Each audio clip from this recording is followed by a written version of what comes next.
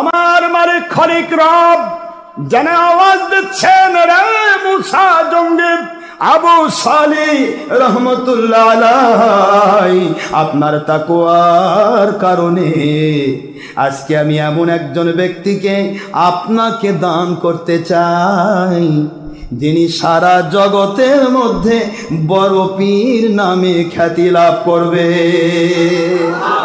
আল্লাহু আকবার বলেন। ছোট্ট একজন মানুষ, মাত্র 16, 17, 18 বছরের একজন যুবক।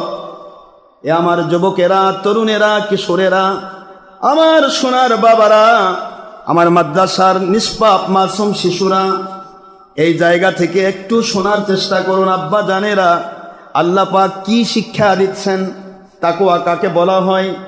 আল্লাহ বললেন, মালিক খালিক রব বললেন, তোমরা আল্লাহ পাক রব্বুল আলামিনকে ভয় করো, আর তোমরা খবরদার যার তার সাথী হয়ো না, যার তার ডাকে সাড়া দিও না, যাকে তাকে সময় দিও না, যাকে তাকে শ্রম দিও না, যাকে তাকে অর্থ দিও না, যাকে তাকে সহায়তা করো না, যার তার তোমরা সাথী হয়ো না।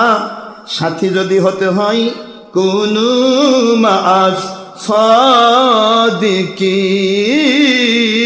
সাদিকিন,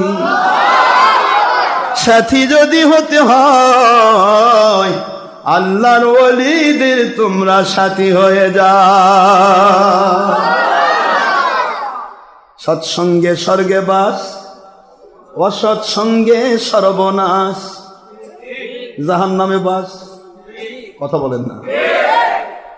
সাধুর সাথে চলবেন আপনি বুক ফুলে, 4 জন নয় 4000 পুলিশ যদি চারদিকে ঘোরে, কোনদিন আপনার মন নড়বে না ওই পুলিশগুলো বোধ আমাকে খুঁজতেছে। নড়বে?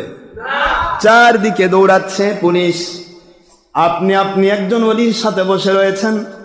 আপনার দ্বারা দেশের ক্ষতি হয় নাই, আপনার দ্বারা জাতির ক্ষতি হয় নাই, আপনার দ্বারা ইসলামের ক্ষতি হয় নাই, জঙ্গিপনা হয় নাই, সন্ত্রাসীপনা হয় নাই, মানুষ খুন হয় নাই, মানুষের কোনো ক্ষতি হয় নাই।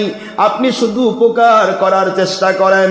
পৃথিবীর যে প্রান্তে আপনি থাকেন না কেন, গোটা জগৎ পুলিশ দিয়ে ভরা থাকবে, আপনার মন নড়বে না। একটি কথাই বারবার মনে হবে, পুলিশগুলো